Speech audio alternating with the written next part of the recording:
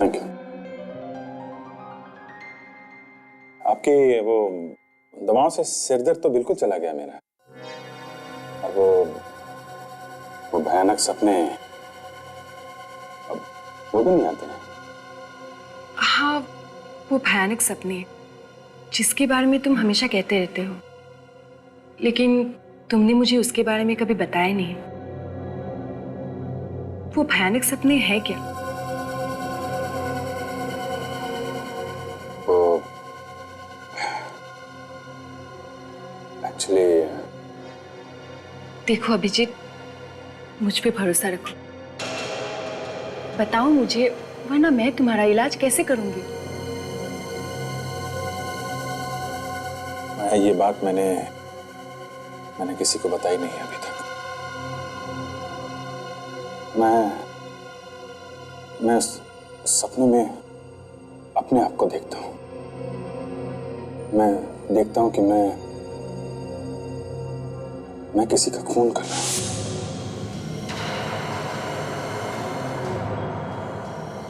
वो भी एक सीआईडी ऑफिसर की तरह नहीं, एक अपराधी की तरह। तुम जानती हो कि मुझे पुरानी बातें याद नहीं रहती। 13 साल पहले की जो भी बातें मुझे याद आती हैं, उसमें मैं अपने आप को खूनी की तरह देखता हूं। एक सीआईडी ऑफिसर जो पहले अपराधी था।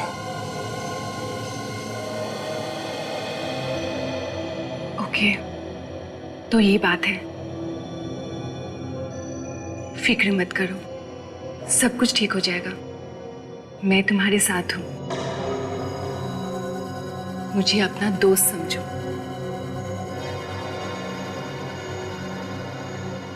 दोस्त?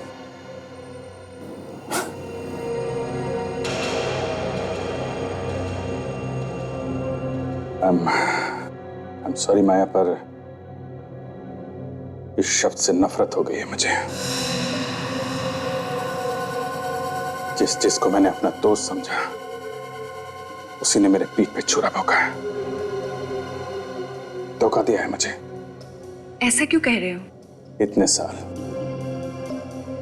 सीआईडी में साथ वक्त बिताया, साथ काम किया, और आज जबकि मुझे उनकी सबसे ज्यादा जरूरत है तो क्या किया उन्होंने? मुझे बाहर फेंक दिया, निकाल दिया मुझे। इस दुनिया में कोई किसी का दोस्त नहीं है Maya. I am very sorry. मतलब दवाई अपना काम कर रही है। अब ये अभिजीत अपने दोस्तों पर तो क्या, दया और एसीपी पर भी भरोसा नहीं करता। वाह। आई एम सॉरी, मैं तुम्हें अपनी परेशानियां बताने लगा। आई एम वेरी सॉरी। क्या बताने वाली थी तुम? तुमने मुझे यहाँ बुलाया तो कुछ बताना चाहती थी ना मुझे तुम? हाँ, एक्चुअली एक आदमी है जो आपसे मिलना चाहते हैं, और ये सब सुनने के बाद मुझे भी लगता है कि आपको उससे मिलना चाहिए। कौन है आदमी?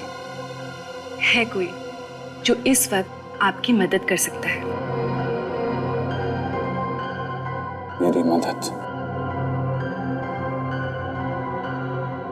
ठीक है, कब मिलना है? कल दोपहर को। फिर मिलते हैं। अरे आप जाओगे कैसे घर? मैं टैक्सी ले लूंगी, डोंट वरी। नहीं, आप इतनी रात हो गई है, मैं आपको छोड़ देता हूँ ना। नहीं, आप परेशान मत हुइए, मैं चली जाऊंगी। नहीं, परेशानी की क्या बात है, मैं आपको छोड़ देता हूँ। आइए प्लीज। थैंक्स।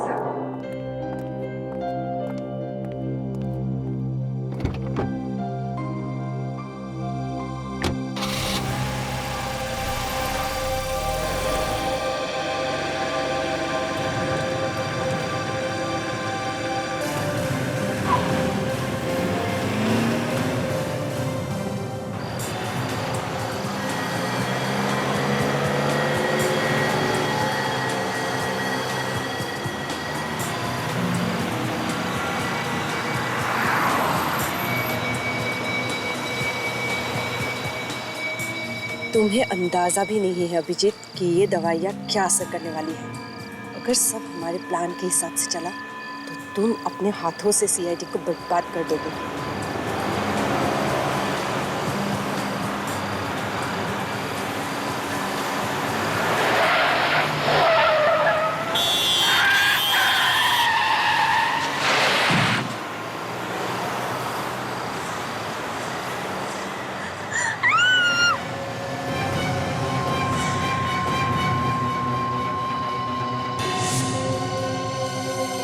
माय गॉड,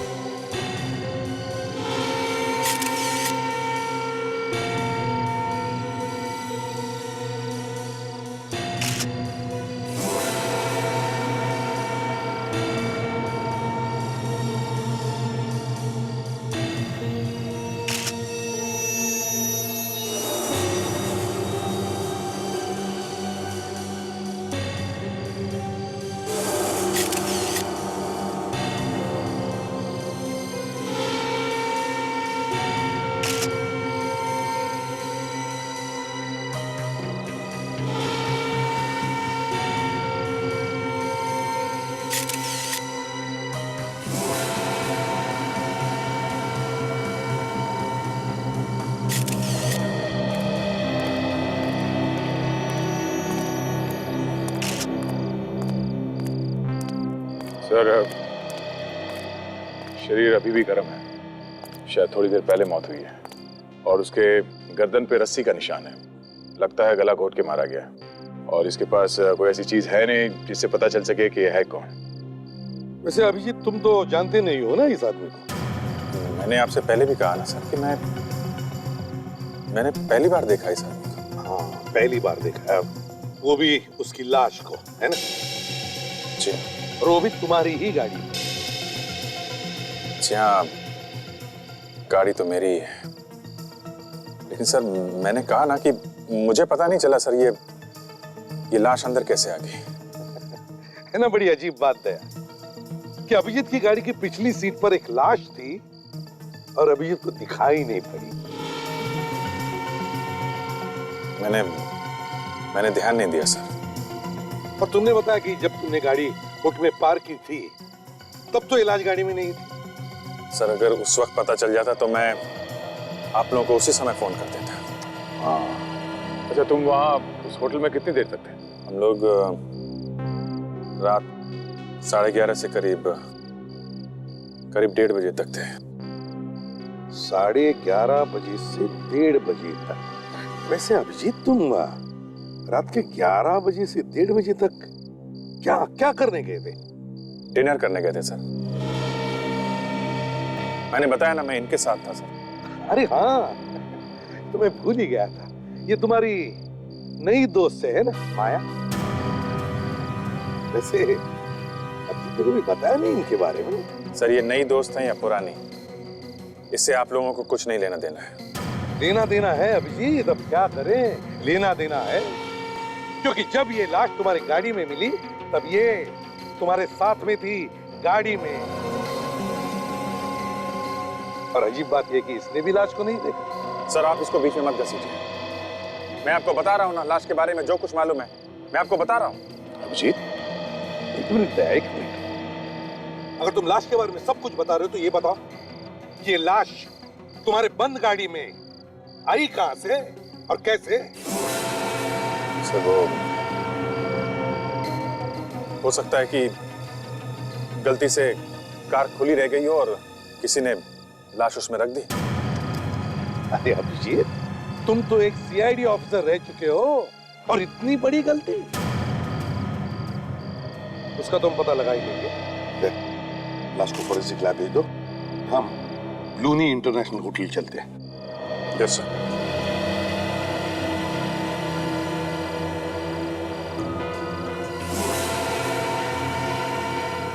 चलो गए।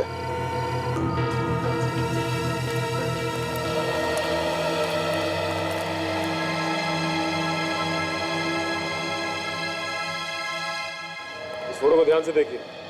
बताइए, इस आदमी को आपने कहीं देखा है? आप में से किसी ने? ध्यान से देखिए। नहीं सर।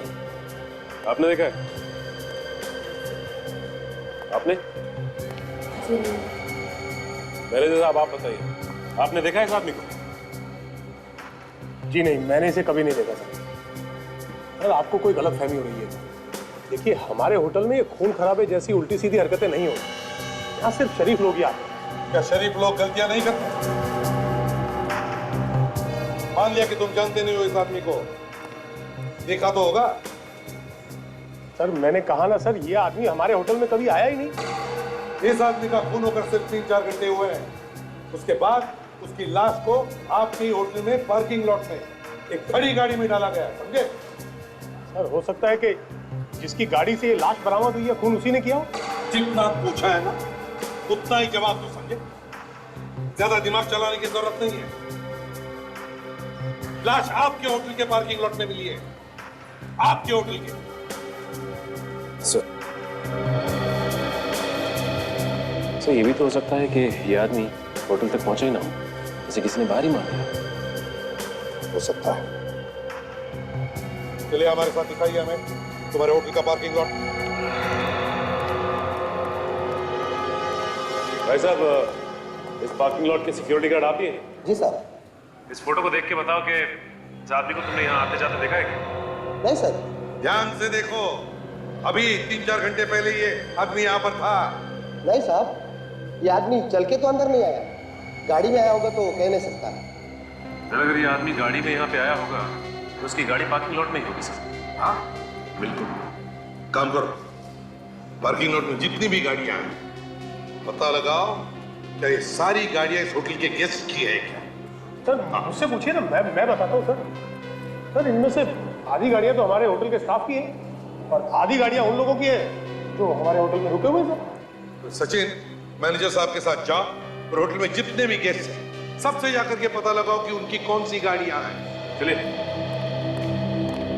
सर ऐसा भी हो सकता है कि मरने वाला आदमी और खूनी एक साथ ही होटल में आए हैं, एक ही गाड़ी में। क्या तुम कहना क्या चाहते हो, जल्दी बता। तो फिर खूनी ने यहाँ पे उस आदमी का खून कर दिया और खून करने के बाद उसकी लाश को अभिजीत सर की गाड़ी में डाल दी और फिर यहाँ से भाग गए। हो सकता है उन्हीं ने लाश को अभिजीत के गाड़ी में डाला और यहाँ से भाग गया, लेकिन अपनी गाड़ी में विवेक, अपनी ही गाड़ी में। होटल के अंदर जितनी भी गाड़ियां आती जाती हैं उन सब के नंबर नोट करते हो तुम? हाँ सर, सब कुछ लिखा हुआ है। विवेक रजिस्टर चेक करो, देखो पिछले 3-4 घंटों में कितनी और कौन सी गाड़ियां अंदर बाहर।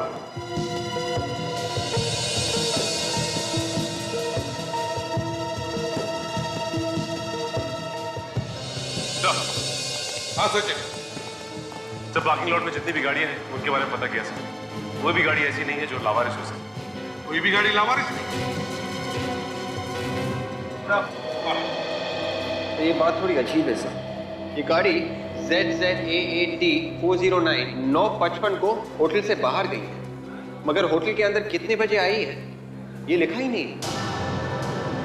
इधर आओ। गाड़ी का बाहर जाने का टाइम लिखा है मगर अंदर आने का क्यों नहीं? इसका एक ही मतलब हो सकता है कि तुम ड्यूटी पर नहीं थे। नहीं साहब, ऐसा नहीं हो सकता। तो फिर ये कैसे हुआ?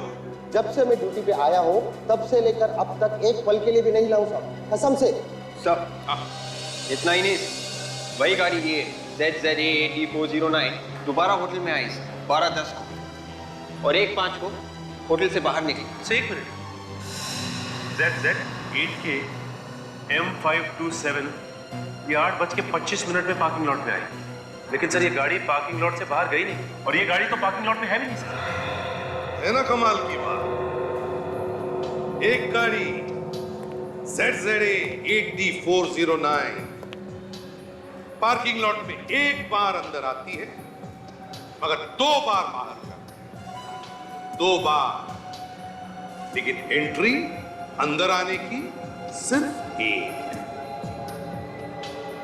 तो फिर ये दूसरी गाड़ी ZZ8K M527 ये गाड़ी एक बार अंदर आती है मगर बाहर जाती ही नहीं, गायब। कैसे?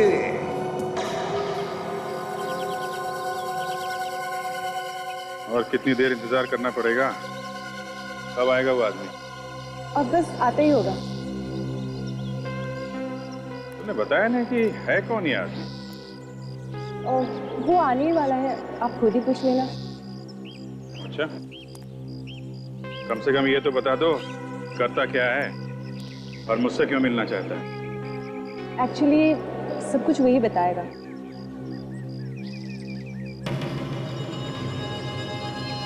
क्या हुआ? वही सरदर्द। वैसे भी नाक में दम करके रखा हुआ है, इसे चुप ही करवा देती हूँ। ये माया मुझसे बर्दाश्त नहीं हो रही है।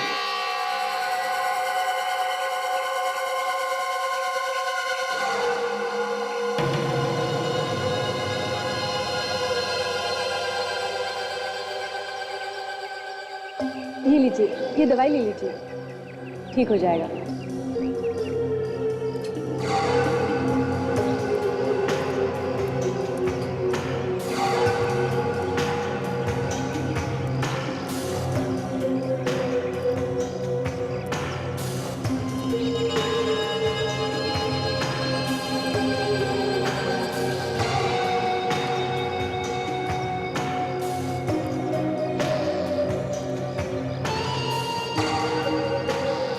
हेलो अभिजीत।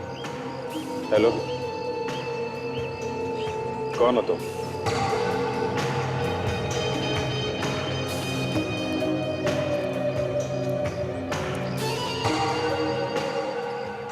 पूछताछ की आदत जाएगी नहीं तुम्हारी।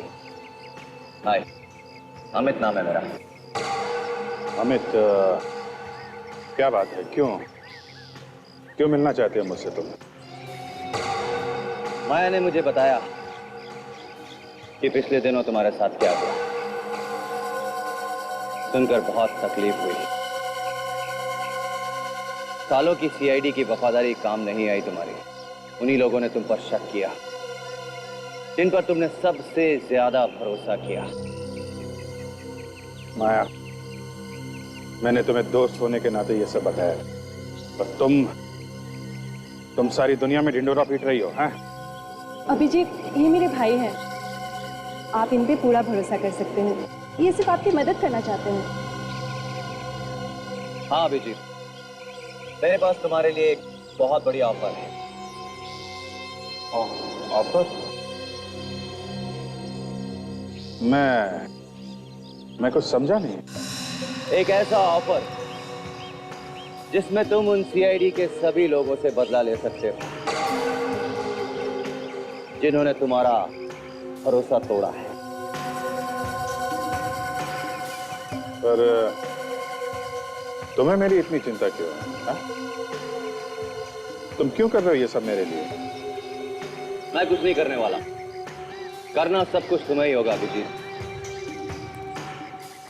मैं तो केवल तुम्हें ऑफर दे रहा हूं, और वो भी इसलिए अभिजीत क्योंकि तुम मेरी बहन के दोस्त हो, वरना राह चलते लोगों की मदद करना मेरी आदत नहीं है। हाँ अभिजीत, ये बहुत ही अच्छा मौका है, प्लीज ना मत कहना।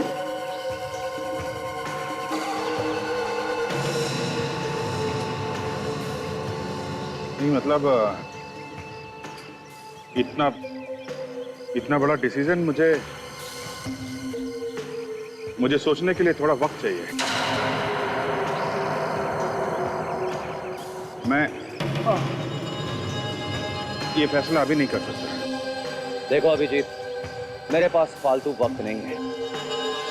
तुम्हारे पास आज का दिन है, जितना सोचना है सोच लो।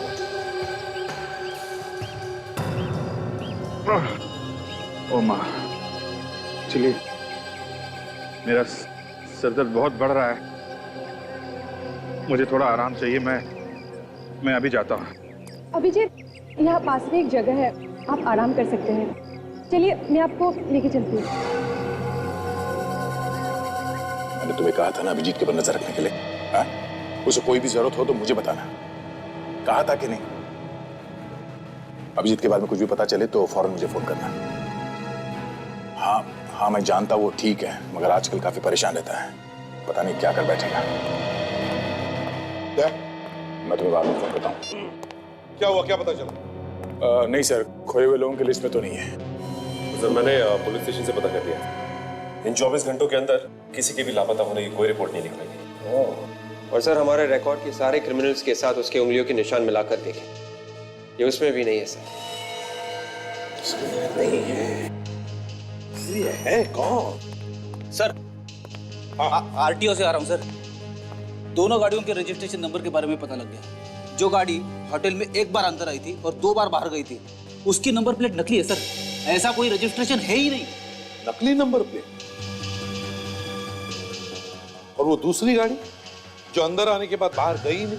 दूसरी गाड़ी एक कार रेंटल कंपनी की गाड़ी है sir, A to Z agency. ये लोग किराए पे कार देते हैं। किराए पर ली हुई गाड़ी, A to Z car rental agency. ZZ8KM527 number की गाड़ी किसने आपके यहाँ से किराए पर ली थी? जी सर, किराए पर तो जरूर दी गई थी, पर वो कार तो वापस आ चुकी है। वापस आ गई? कब? सर आज सुबह ही। कौन कौन वापस लेकर आया था गाड़ी? सर पता नहीं, जब सुबह मैं यहाँ पर आई तो ये गाड़ी पहले से ही यहीं पे थी और इसकी चाबी भी इसके अंदर ही लगी हुई थी। ये कैसे हो सकता है? किसी को बिना बताए कोई गाड़ी छोड़ के कैसे जा सकता है? हो सकता है आपका ड्राइवर छोड़कर गया होगा। नहीं सर, इस गाड़ी के साथ कोई ड्राइवर नहीं था और ये हमारे किसी रेगुलर कस्टमर ने मंगवाई थी। रेगुलर कस्टमर ने? है कौन ये रेगुलर कस्टमर? एक सेकंड सर, मैं चेक करके बताती हूँ। जल्दी।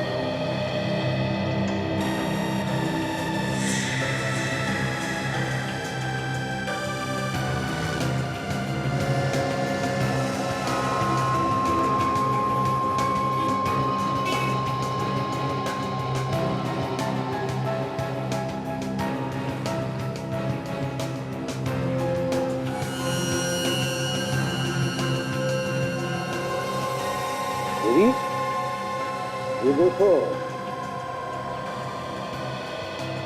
गम जैसे लग रहा है। लगता है किसी ने असली नंबर प्लेट पर नकली नंबर प्लेट चिपकाई है।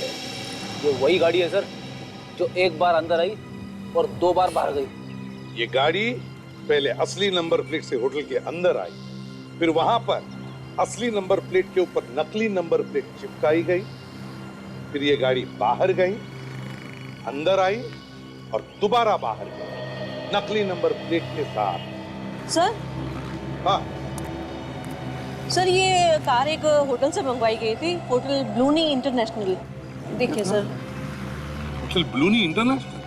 जी। नहीं, तो वही होटल है ना ब्लूनी इंटरनेशनल, जहाँ पर अभिजीत की गाड़ी में लाश डाली गई। Yes sir. किसने बुकिंग की थी इस गाड़ी? सर पता नहीं, यहाँ नाम पता तो कुछ नहीं लिखा, पर सर ब्लूनी इंटरनेशनल से इतनी गाड़ियों की बुकिंग होती है कि हम फोन पे ही गाड़ियाँ बुक कर देते हैं, कोई नाम पता नहीं पूछता। दया को फोन करो और कहो कि वो होटल ब्लूनी इंटरनेशनल जाए और पूछताछ करे इस गाड़ी के बारे में। हमें पता चला कि 10 तारीख को A to Z कंपनी से यहाँ पे एक गाड़ी भेजी गई थी। हमें ये पता करना है कि ये गाड़ी किसके लिए मंगवाई गई थी और उस आदमी का नाम क्या है, जरा चेक करके बताओ। जी सर।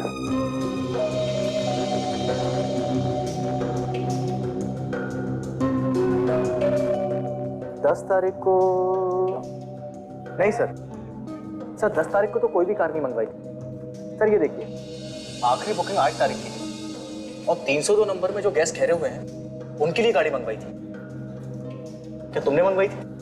नहीं, 10 तारीख को तो मैं यहाँ था ही नहीं। सुनो मिस्टर, 10 तारीख को यहाँ से किसी ने फोन किया था और A to Z कंपनी ने यहाँ पे गाड़ी भेजी थी। क्या गड़बड़ है मालूम नहीं, मगर पता करो और बताओ हमें 10 तारीख को ये कार किसने मंगवाई थी। सर हमारा यकीन कीजिए सर, सर हम लोगों में से किसी ने फोन नहीं किया। सर ये भी तो हो सकता है कि ये फोन यहाँ से ना किया गया और फोन करने वाला अच्छी तरह से जानता था कि होटल का नाम लेने से गाड़ी आसानी से मिल जाएगी। सचिन, वो जो कोई भी है किसी होटल का है। सर एक मिनट सर याद आया, उस दिन A to Z कंपनी के ड्राइवर को मैंने होटल में आते हुए देखा था, लेकिन महेश ने उसे बाहर ही रोक लिया। महेश? कौन है ये महेश? मैं सीसी होटल में काम करता है, पहले ट्रैवल डेस्क पे हमारे साथ ही था। इसका मतलब ये सारे के सारे नंबर उसके पास होंगे। और वो कभी भी आसानी से गाड़ी बुक करवा सकता है। जी सर। इस वक्त महेश है कहाँ? आज तो महेश आया नहीं है। मैनेजर साहब उसे सुबह से ढूंढ रहे हैं, फोन भी नहीं उठा रहा है। सचिन, लगता है यही वो आदमी जिसे हम ढूंढ रहे हैं। इसका घर का एड्रेस बताना। यार थारू के इस आदमी को पहचानना मुश्किल हो गया है, कहीं से भी कुछ भी पता नहीं चल रहा है। हम किस लिए बॉस? हम मदद करेंगे ना। वो कैसे? एक मिनट, ये इस आदमी के चेहरे को जरा गौर से देखो। बॉस, मुझे लगता है इसने मरने से कुछ वक्त पहले ही शेव की, और ये देखो, इस शेव की वजह से ही इसके चेहरे पर ये कट भी लगा हुआ है। इसमें कौन सी बड़ी बात है डॉक्टर साहब? इसने पुरानी ब्लेड से दाढ़ी की होगी। नहीं ब्रेडी, बात पुरानी ब्लेड की नहीं है। बॉस, जरा गौर से देखो इसके चेहरे को।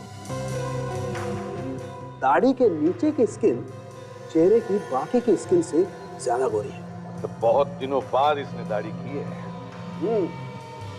और एक बात, ये जरा देखो इसके नाक पर ये दोनों तरफ निशान। सड़की तो चश्मा पहनने की वजह से हुए निशान। एग्जैक्टली, पूरे वक्त चश्मा लगाने से इंसान की नाक पर निशान बन जाते हैं ऐसे। तो देखो, इसकी नाक पर भी ऐसे ही निशान है। और इतना नहीं, इसकी आंख में प्रॉब्लम है। हाँ सर, इसकी आंखों में से हमें वो केमिकल मिला है जो कॉन्टैक्ट लेंसेज पहनते और निकालते वक्त इस्तेमाल किया जाता है। एक बात और बात, इस आदमी के गालों पर से मुझे कुछ चिपचिपा गम जैसा मिला है। देखो, अभी भी लगा हुआ। हाँ सारन के गम तो है। इसने अपनी असली दाढ़ी निकालकर नकली दाढ़ी चिपकाई, चश्मा निकालकर कॉन्टैक्ट लेंसेज लगाए। क्यों? क्या जरूरत पड़ी इसे अपना हुलिया बदलने की?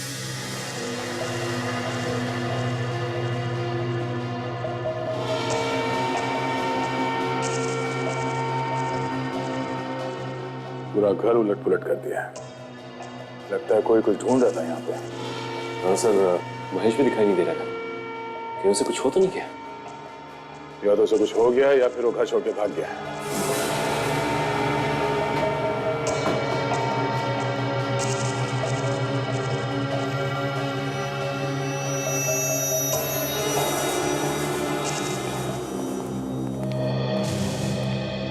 अब जरा ध्यान से देखिए इन फोटोग्राफ्स को, गौर से देखिए और बताइए, क्या यह आदमी यहां आपकी होटल में किसी कमरे में ठहरा था?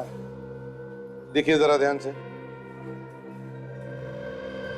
हाँ सर, मैंने इसे यहाँ देखा है। हाँ सर, मैंने भी देखा है। देखा है तो फिर जल्दी बताओ, कौन से कमरे में ठहरा था ये? सर, मुझे नहीं लगता ये यहाँ होटल में ठहरा हुआ था। मैंने इसे लॉबी में घूमते हुए देखा है। पूरे यकीन के साथ कह सकती हो? हाँ सर, क्योंकि इसने यहाँ पर कोई भी कमरा बुक नहीं करवाया था। क्या फिर और कुछ याद आता है इस आदमी के बारे में? इसने रिसेप्शन से एक फोन किया था। किसे किसे फोन किया था? आई थिंक वो अखाज एयरलाइंस में फोन किया था। क्या बात कर रहा था वो, कुछ सुना तुम? सर, ये पूछ रहा था कि 4:30 बजे की दिल्ली की फ्लाइट टाइम पर है या नहीं। दिल्ली की 4:30 बजे की फ्लाइट टाइम पर है क्या नहीं? अखाज एयरलाइंस।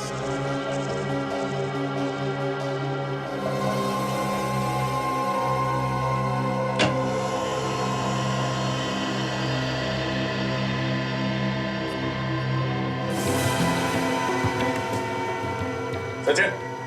हाँ सर, जरा सो पकड़ो।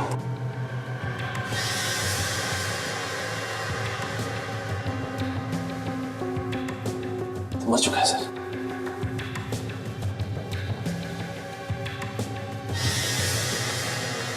इतने सारे पैसे ये खूनी से मार के गया, लेकिन ये पैसे लेके नहीं गया। इसका मतलब वो कुछ ढूंढने आया था, चोरी करने। ये देखिए, इसका लाइसेंस है। ये महेश ही है। तो वो ढूंढने क्या आया होगा यहाँ पे? तो हो सकता है महेश ने जो छुपाया हो वो खूनी को मिला ही ना हो। एक काम करते हैं, हम भी इस घर की तलाशी लेते हैं। शायद हमें वो चीज मिल जाए जो उस खूनी को नहीं मिली।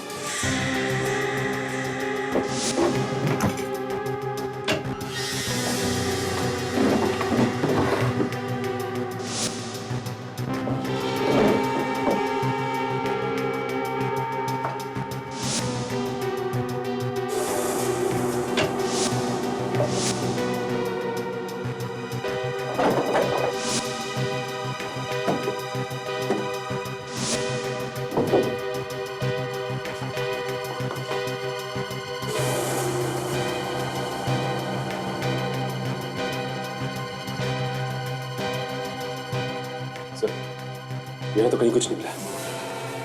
ये देखो, इतनी पुरानी रुई।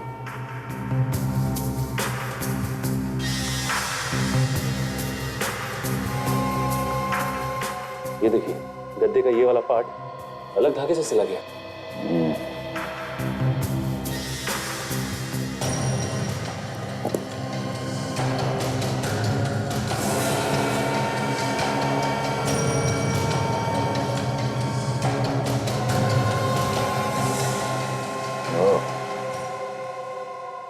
कमरा नंबर 225, होटल ब्लूनी इंटरनेशनल। आकाश एयरलाइन से 10 जनवरी को दिल्ली जाने वाली फ्लाइट से ऐसे कितने पैसेंजर्स थे जिन्होंने अपनी टिकट बुक की थी पर फ्लाइट में नहीं गए? सर 1 मिनट चेक करके बताती हूँ।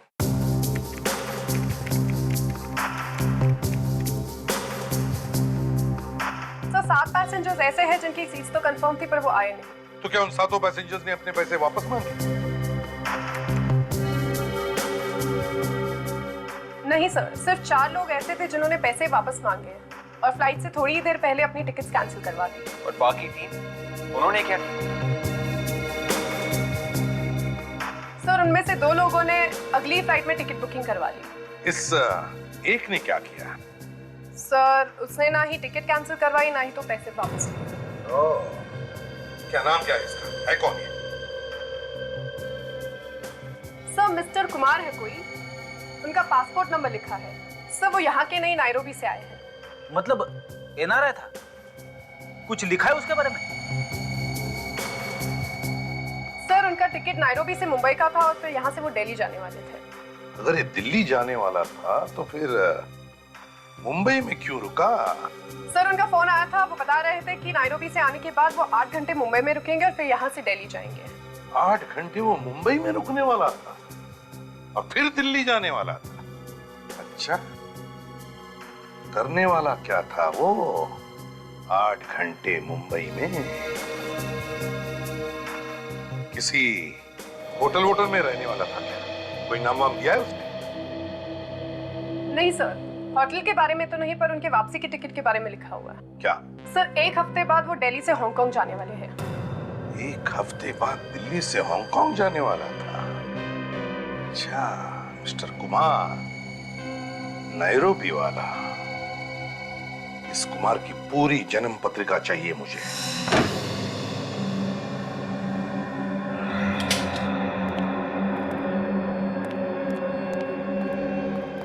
तेरी चाबी महेश के घर से मिली है तो जरूर कुछ ना कुछ गड़बड़ होगा। देखते हैं ऐसा क्या है इस कमरे में जिसकी वजह से महेश ने अपनी जान दे दी।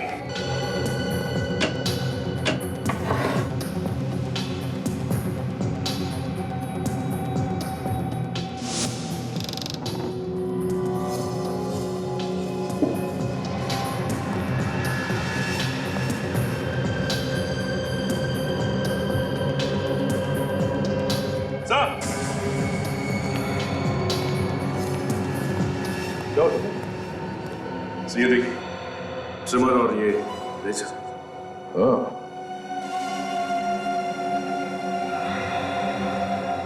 मतलब यहाँ पे कोई तो था जिसने शेविंग भी की है और ये ट्रिमर भी इस्तेमाल किया है। आप तो कह रहे थे कि यहाँ पे ये कमरा किसी को दिया नहीं गया? हाँ, ये क्या है? सच बताइए, कौन था यहाँ पे? सर मेरा यकीन कीजिए, मैं आपसे सच क्यों छुपाऊंगी। ये कमरा रिजर्व है। ये कमरा तो हम बिना पूछे किसी को नहीं देते, ना ही दे सकते हैं। जब तक हम मैनेजर साहब और मालिक से नहीं पूछते, हम ये कमरा किसी को नहीं देते। तुम्हारे मैनेजर को बुलाओ जरा। सर वो कुछ जरूरी काम से बाहर गए हैं। कल ही आएंगे और उनका फोन भी बंद है। ओह,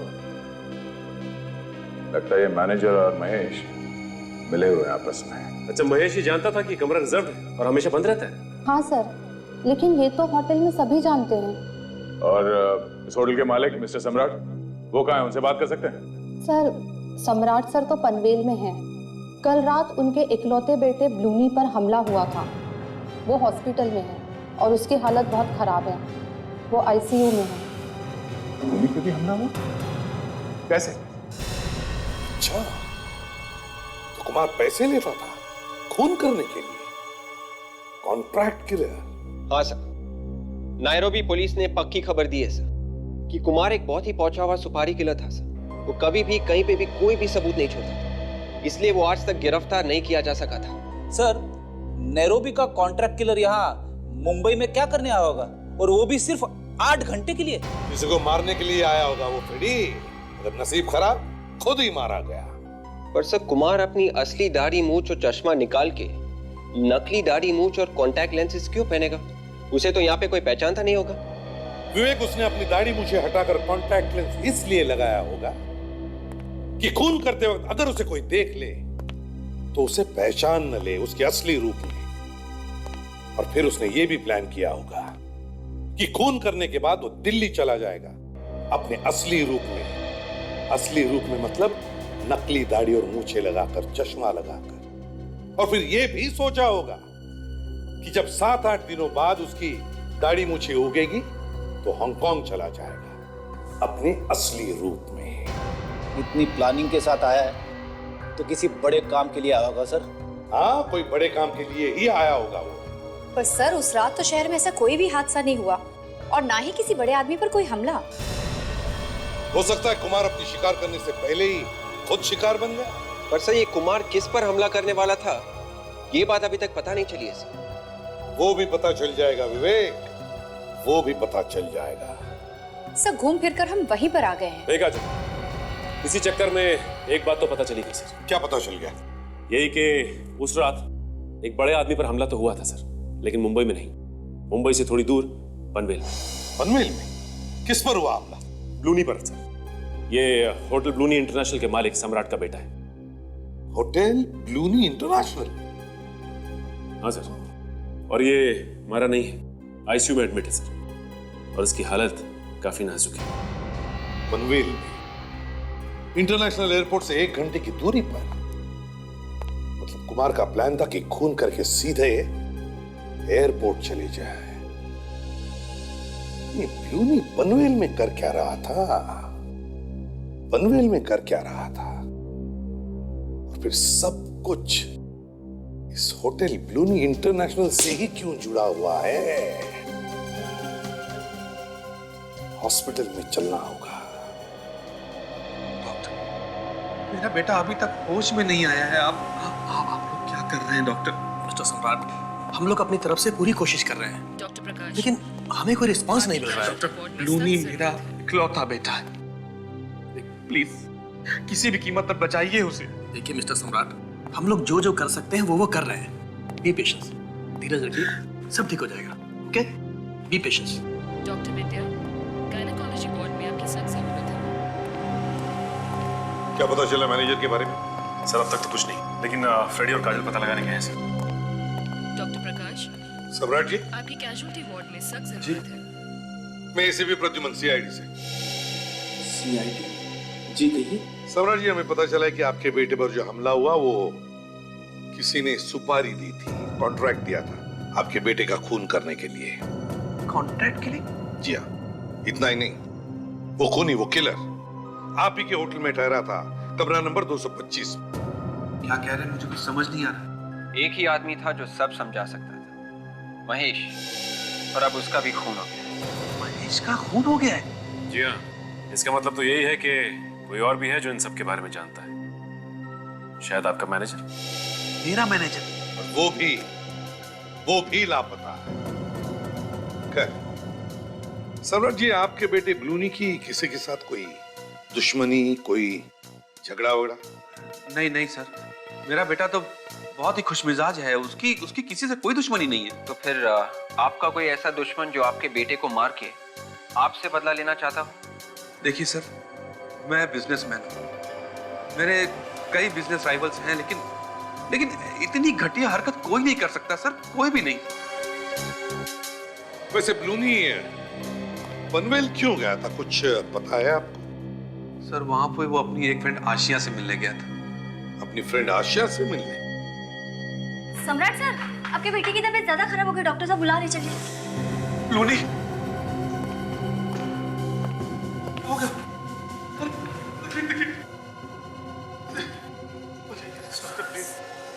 सम्राट जी अपने बेटे को लेकर काफी परेशान है सर। मुझे नहीं लगता कि ये इस वक्त कुछ बता पाएंगे।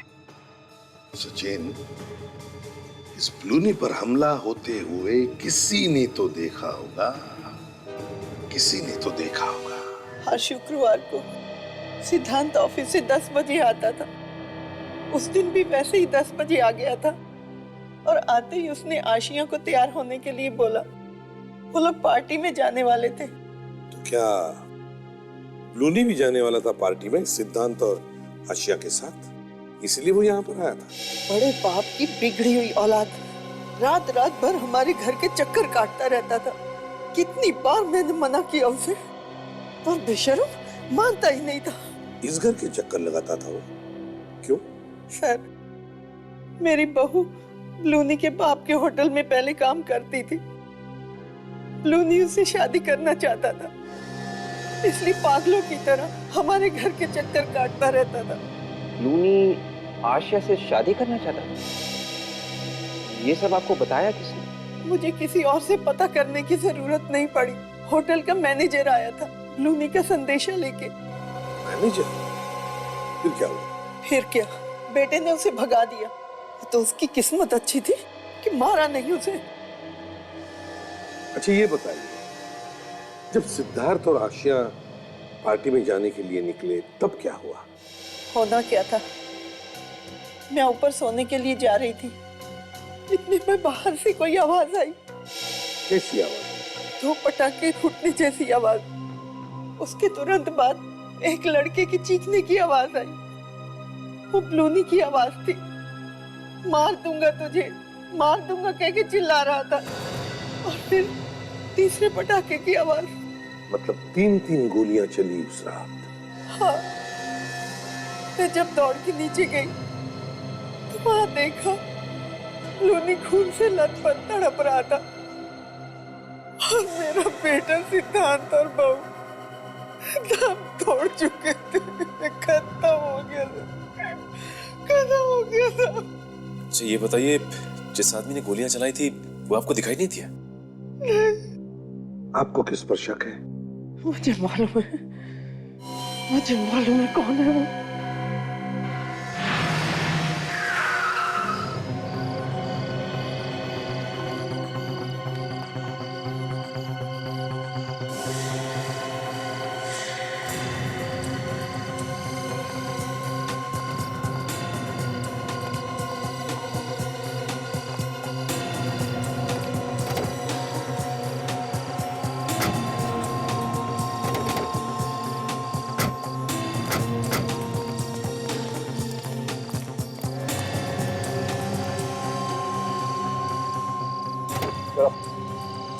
चलो बाहर निकलो। आप लोग चुप। शादीशुदा औरतों के घर रिश्ते लेकर जाते हो? हाँ? मैं रिश्ते ले चलो इसे।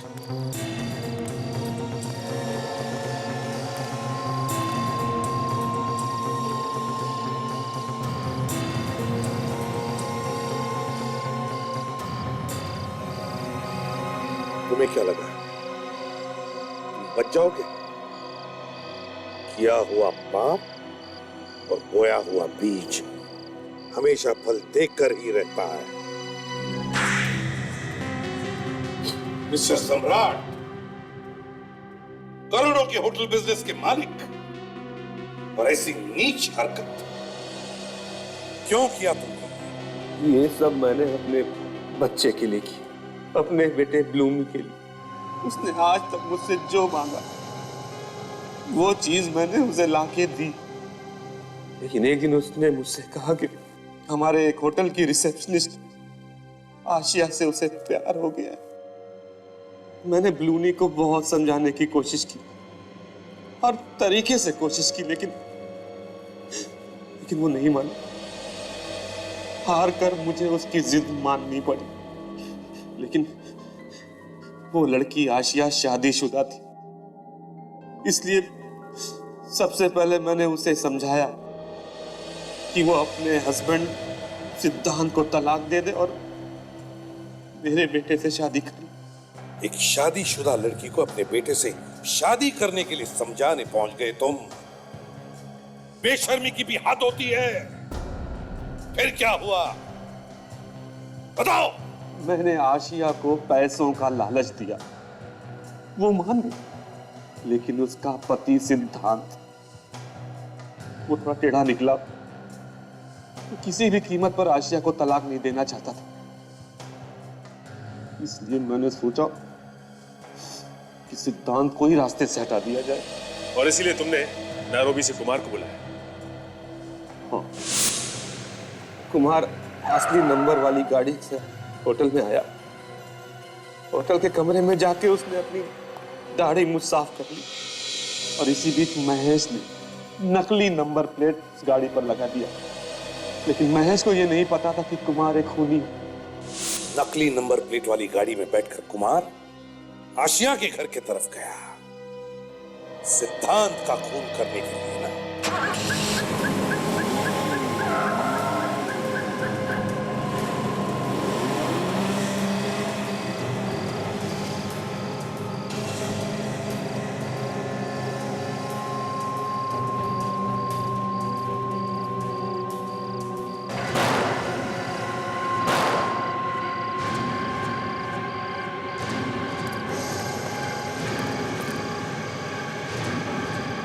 क्या हुआ? क्या हुआ? रुक!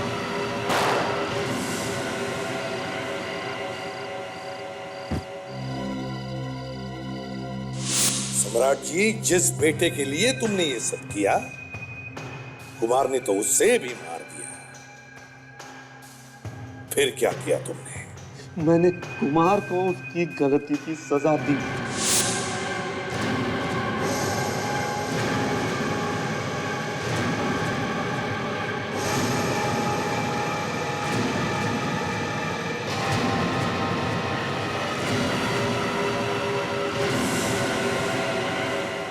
महेश तो तुम्हारा ही आदमी था, फिर उसे क्यों मारा? वो जरूरत से ज्यादा जान गया था। अपने बेटे के प्यार में अंधे होकर तुमने 3 खून किए। उसके बदले में क्या मिला तुम्हें? खो दिया ना अपने ही बेटे को। फांसी से भी बढ़कर सजा मिली है तुम्हें। अब जिंदगी भर जेल में सड़ते रहना उसी बेटे की याद में।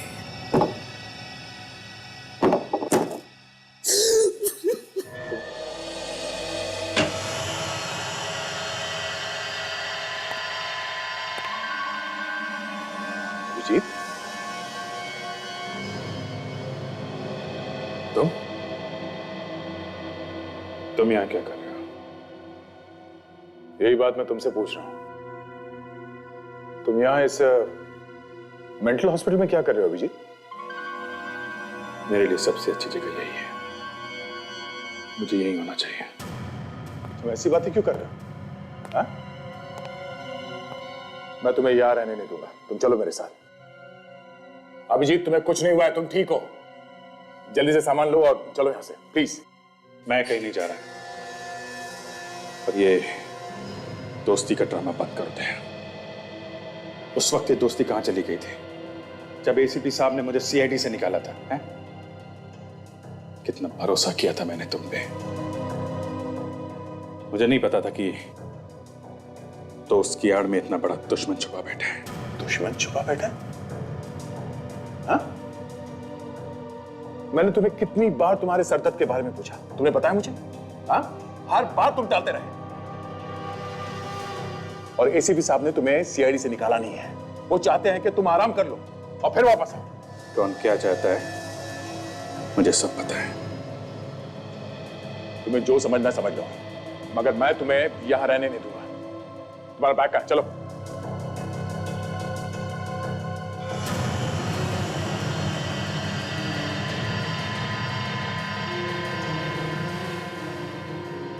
मेरी जिंदगी में दखलंदाजी करना बंद करो दया।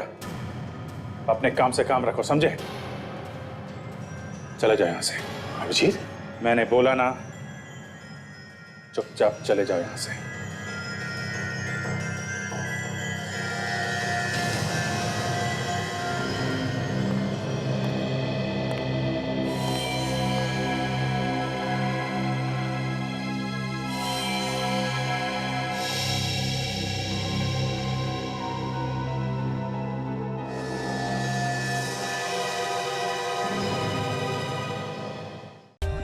For more updates, subscribe to our channel, click the show links and enjoy watching the videos.